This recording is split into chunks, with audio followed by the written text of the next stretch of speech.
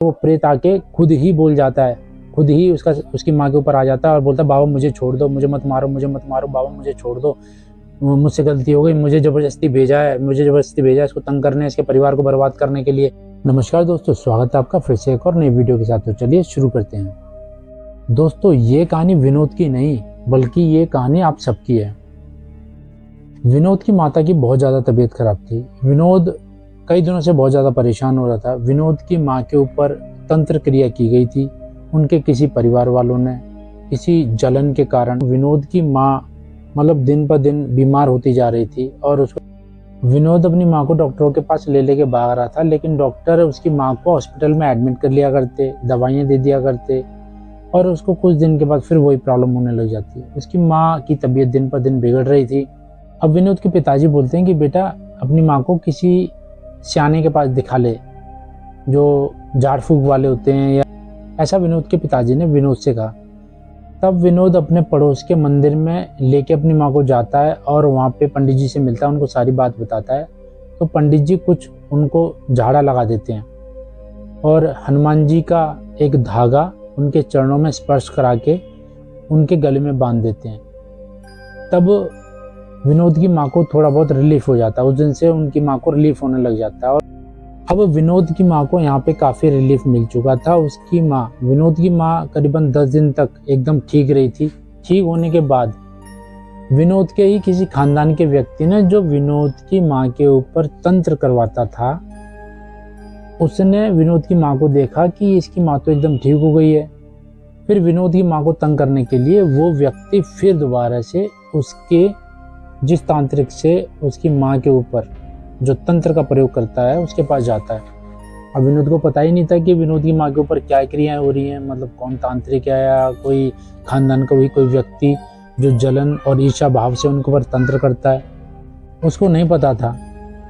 तो उसने अपने पिताजी की बात सुनी और अपने पिताजी की बात मान के वो मंदिर में गया। मंदिर से वहाँ पे पुजारी को बताया, पुजारी जी ने झाड़ा लगाया और वहाँ से हनुमान जी के चरणों से स्पर्श करके उनकी माँ के गले में एक धागा बांध दिया, जिससे कि वो सुरक्षा की कवच में आ गई और उसकी माँ धीरे धीरे ठीक होने लगी। करीबन 10 दिन हो गए थे, उसकी माँ एकदम परफेक्ट हो गई थी, लगभग ठीक हो चुकी थी, 90% ठीक हो गई थी और कोई प्रॉब्लम भी नहीं हो रही थी। लेकिन जब जो शत्रु था, उनके ही खानदान का कोई व्यक्ति, उसने देखा कि इसकी माँ ठीक हो गई, उनके घर का दोबारा सब कुछ बढ़िया चलने लगा, तो ईर्ष्या भाव से फिर दोबारा वो उस तांत्रिक के पास जाता, उस तांत्रिक से वो क्रिया दोबारा से उसके ऊपर करवाता है। अब उसकी माँ की तबीयत दोबारा बिगड़ने लगी।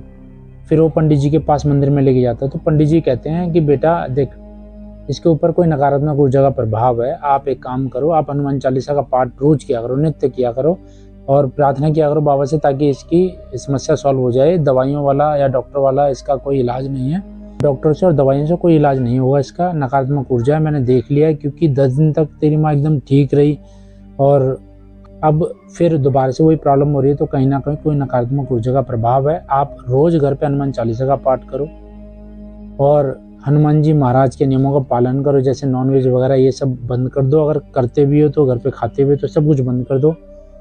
तो विनोद ने ऐसा ही किया।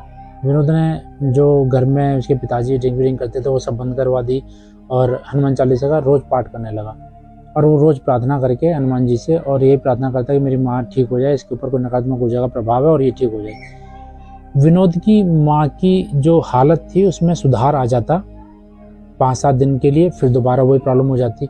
हनुमान चालीसा का पाठ वो लगातार कर रहा था, उससे आराम मिल जाता, फिर दोबारा वही प्रॉब्लम हो जाती। अब आप ये सोच रहे होंगे कि ऐसी कौन सी नकारात्मक शक्ति है जो हनुमान जी की शक्ति के आगे टिक रही है और दोबारा बार बार आ जा रही है और दोबारा परेशान कर रही है उसकी माँ को।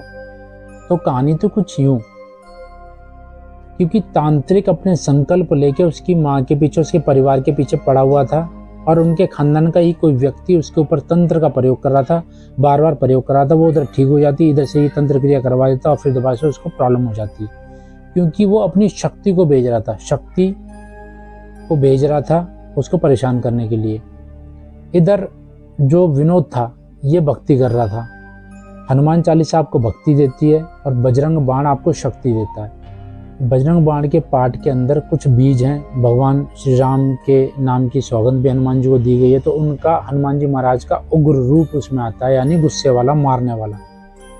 और हनुमान चालीसा का जो पाठ आप करते हैं, हम करते हैं, आप करते हैं, जो हनुमान चालीसा हम पाठ करते हैं उसमें भक्ति आती है। मतलब ईश्वर कृपा करते हैं, हनुमान जी महाराज आपके मन को शांत करते हैं, आपके घर का ऑरा बढ़िया बना देते हैं। नकारात्मक ऊर्जाएँ जो मोहल्ले पड़ोस में घूम रही होती हैं, चौक चौराहों से लग जाती हैं, वो नहीं लगती। लेकिन यदि कोई तंत्र करके भेजे तो वो साधारण भक्ति को यानी हनुमान चालीसा के पाठ को भेद के भी, मतलब प्रोटेक्शन तो करती है वो, लेकिन वो भेद के भी अंदर घुस जाएगी, क्योंकि तांत्रिक ने अपने गलत संकल्प लगा के आपके घर में, अब बुरे इंटेंशन से आपके घर में उनको प्रविष्टि दिलवानी है तो दिलवा देता वो, और दिलवा के आपके घर में उपद्रव मचवा देता है। क्योंकि प्रेत को खिलाता पिलाता है, भोग चढ़ाता है उसको, और वही शक्तियाँ मजबूत होती हैं और वो आपके घर में प्रविष्टि दिलवा देता है। लेकिन आपके पास शक्ति नहीं है, आपके पास भक्ति है।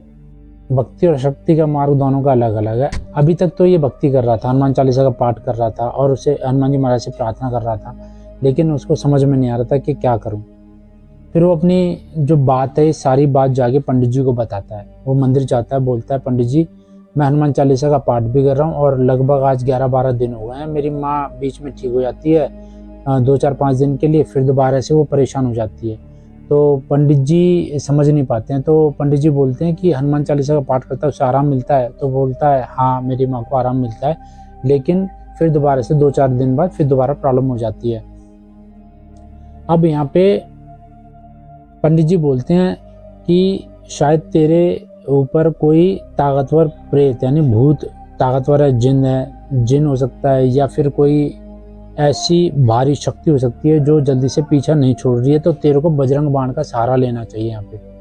अब पंडित जी स्वयं उसको बताते हैं बजरंग बाण का सहारा ले, संकल्प लेके, और हनुमान जी महाराज से प्रार्थना कर। इसमें हनुमान जी महाराज का उग्र रूप आएगा, और यानी उग्र शक्ति यानी देवता, उनके दूत, उनके गण जो गुस्से वाले होते हैं और जो सीधा मारते हैं आके प्रेतों को, तो ऐसा स्वरूप उनका उसमें आएगा।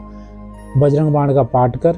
तो वो संकल्प लेके बजरंग बाण का न्यास करके, और हनुमान जी का जैसे पंडित जी बताते हैं वो करता है, और उसमें वही होता है, शक्तियाँ आती हैं, शक्तियाँ उस तांत्रिक की शक्ति को मारती हैं, और वो उसकी माँ के ऊपर जब प्रहार होता है हनुमान जी महाराज की गदा का, उनके उग्र रूप का, जब वो मारण करते हैं हनुमान जी महाराज, तो वो उसकी माँ के ऊपर वो प्रेत आके खुद ही बोल जाता है, खुद ही उसकी माँ के ऊपर आ जाता है और बोलता है बाबा मुझे छोड़ दो, मुझे मत मारो, मुझे मत मारो, बाबा मुझे छोड़ दो, मुझसे गलती हो गई, मुझे ज़बरदस्ती भेजा है इसको तंग करने, इसके परिवार को बर्बाद करने के लिए, इनके ही खानदान के इस व्यक्ति ने भेजा है, नाम तक बता देती है वो। तो हनुमान जी महाराज के बजरंग बाण में इतनी शक्ति है दोस्तों। अगर आपके ऊपर तंत्र कोई कर रहा है तो बजरंग बाण का संकल्प लो, मत डरो। अगर आप सब तरफ से टूट चुके हैं, कोई सहारा नहीं मिला, आप हनुमान जी महाराज का हनुमान चालीसा का पाठ कर रहे हैं, उससे भी आपको आराम नहीं मिल रहा है। क्योंकि देखो हनुमान चालीसा से, मैं जैसा कि अभी बताया था मैंने, हनुमान चालीसा से आपको भक्ति मिलती है।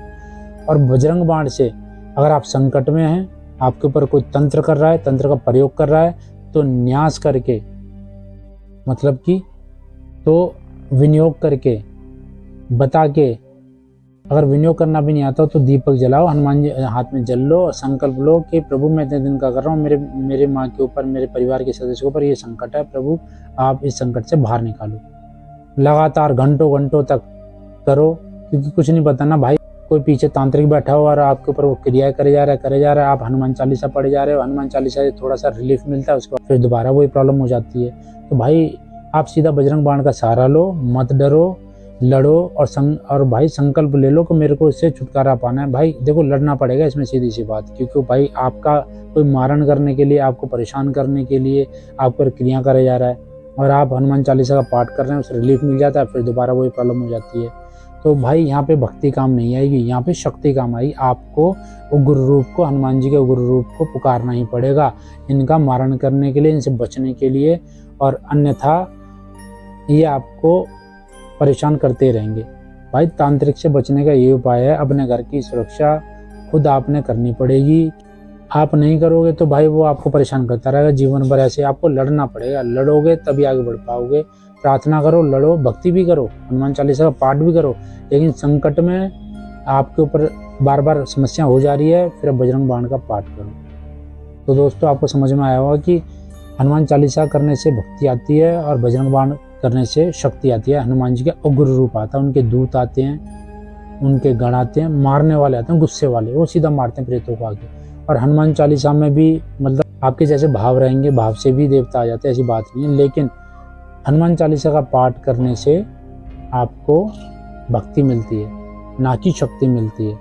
बाकी आपकी भावना ऐसी है, आप परेशान हो रहे हैं, आप करेंगे तो देवता प्रसन्न होकर हो सकता है उग्र रूप भी भेज दे, लेकिन उग्र रूप के लिए आपको बजरंग बाण का पाठ ही करना पड़ेगा। तो आशा करता हूँ दोस्तों आज की कहानी आपको समझ में आई होगी और हनुमान चालीसा और बजरंग बाण के पाठ में आपको अंतर समझ में आया होगा कि हनुमान चालीसा का पाठ क्यों करना चाहिए और बजरंग बाण का पाठ आपको क्यों करना चाहिए। तो मिलते हैं एक और नई वीडियो के साथ, तब तक के लिए जय श्री राम।